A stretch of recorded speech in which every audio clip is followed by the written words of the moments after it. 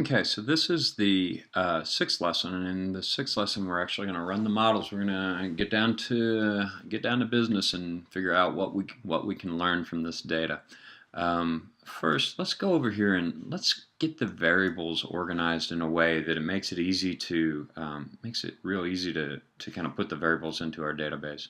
So we've got a couple different things up here in terms of controls that we're going to use for the legal model, right? And so the first one of those was head notes. So let's drag head notes down past our two variables that are our dependent variables. Okay. The other one that we did up here was oral argument, which is the other one, right? So we're going to do head notes, oral arguments, and duration, right? So put that one up. The next one after that we're going to do is the traditional point.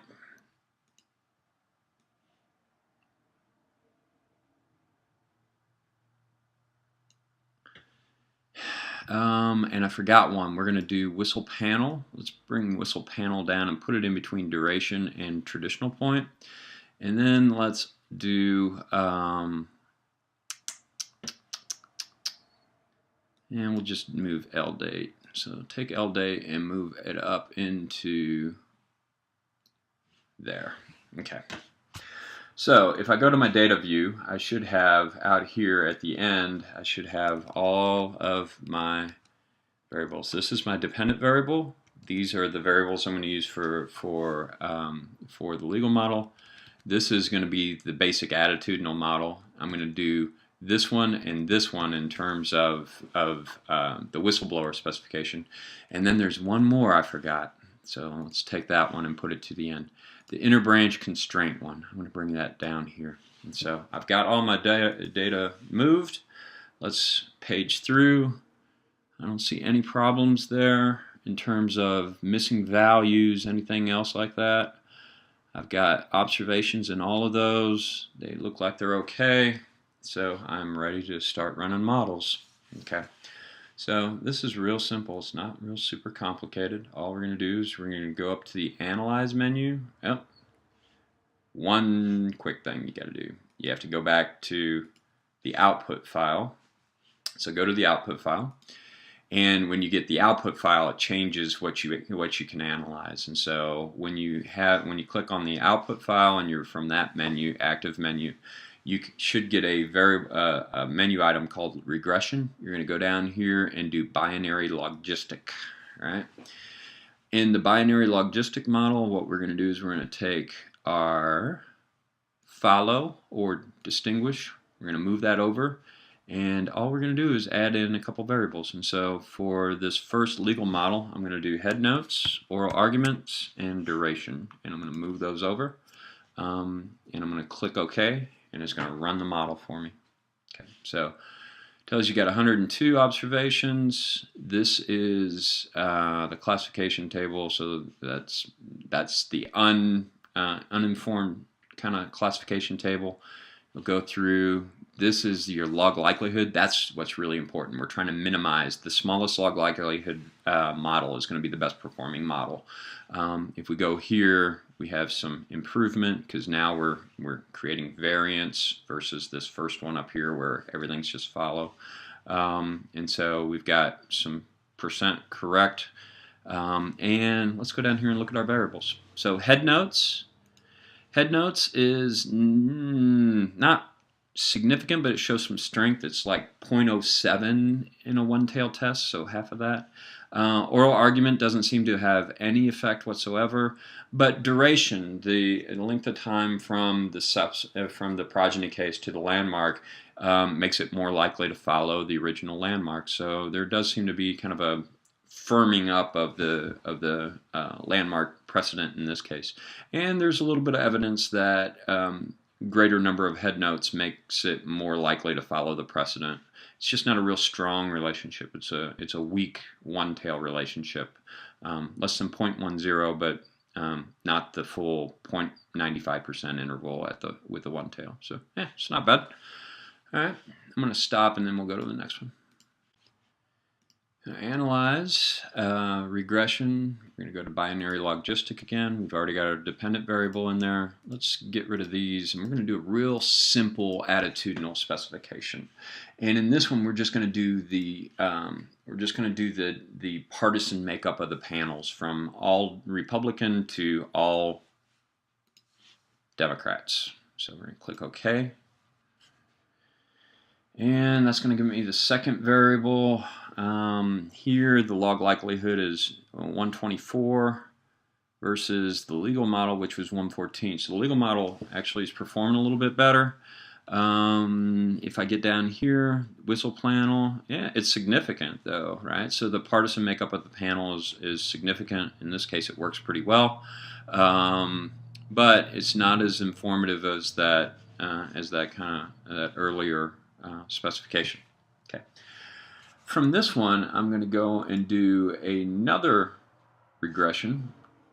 And in this one, I'm not going to use the partisan makeup of the panel. I'm going to actually use the individual judge scores that you put in there. And so on this one, what I'm going to do is I'm going to put the ideological value of the judge, and then I'm going to do one of the whistleblowers, right? Now, this is a liberal precedent, right? And so I want to control for those panels in which there are 2 Republicans and 1 Democrat potential whistleblower. So if it's a liberal precedent that you're controlling for, or you're looking at in terms of your landmark, then you want to use the DNC whistleblower. If you've got a conservative landmark precedent, then you'd want to use the RNC whistleblower. So I'm going to take the DNC whistleblower and move that over. I'm going to click OK and follow. And that is not the strongest model. The ideology score of the judge is significant, but not as significant as the previous panel. The whistleblower is not really showing a whole lot of effects, so there doesn't seem to be any real whistleblower effects for this particular landmark. And this isn't a very strong model. This one up here is a little bit better, frankly, with the partisan model. Okay, then let's go and do the last one. All right, so for the last one, I'm going to do a strategic model has both legal model controls and some attitudinal and some inner branch controls. And so let's do the last regression. And so the last one here, I'm going to do binary logistic. I'm going to get out of that one. I'm going to bring those back in, but I'm going to start with head notes, an oral argued date, duration. I could use the whistle panel or this other one, but I think I'm going to use the traditional panel, traditional point, and let's do the DNC whistleblower, and then let's add this last inner branch constraint variable. Okay, so let's add that one. All right, so we ran this thing here, the model with all of them in it. That log likelihood is really low, and the R squared is much higher. So it seems like this model is working pretty well once we throw everything in. Head notes, that relationship isn't real strong. Oral arguments, that one isn't real strong. The duration of the precedent is strong again. The ideology score, that's significant at a 0.05 single tail test. And the whistleblower effect doesn't come out very much, but inner branch is strong and significant. So as the court became, or as the Congress became more conservative, right, you had unified Republican control, you tended to have courts that would follow this precedent more. That's actually kind of interesting. What that probably means is when you had Republican administrations in Congress, unified Republican control, maybe some of this flag burning litigation was much more likely, and the courts sort of acted as a counterweight. And what they did is they followed their kind of past liberal precedent. So that's interesting. It's not too bad. So we get some effects across all of these. We get a little bit of duration effect. We get a little bit of ideology effect. Don't find whistleblowers, but we do find some separation of powers and inner branch constraint. So generally, we could look at this and say we find kind of the best model is the strategic model. Okay, good. Okay, so we had strategic effects that we found. I'm going to test one additional model specification, and then I'm going to show you how to delete things, right? Because you're going to make errors and you're going to make mistakes when you're doing this kind of stuff. And so when you make an error, just delete it from the log. And so I'm going to show you how to do that real quick. All right, so start with analyze, go in, do your regression, binary logistic.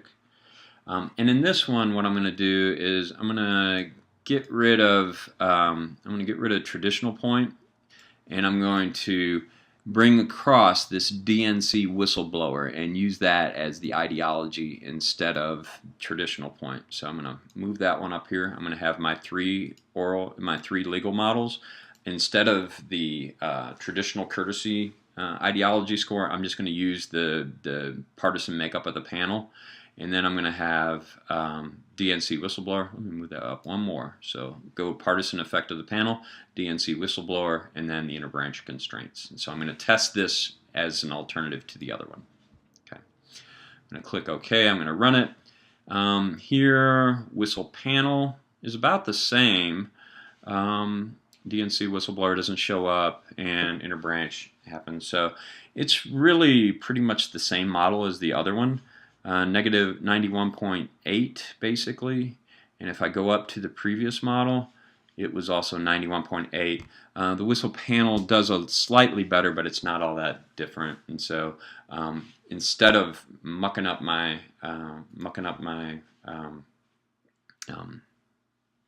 output file, what I'm going to do is I'm going to go down here and I'm going to get rid of this one. Right. So here is the. If I do that one, this is the whole model, and then I'm going to go up here to edit and delete,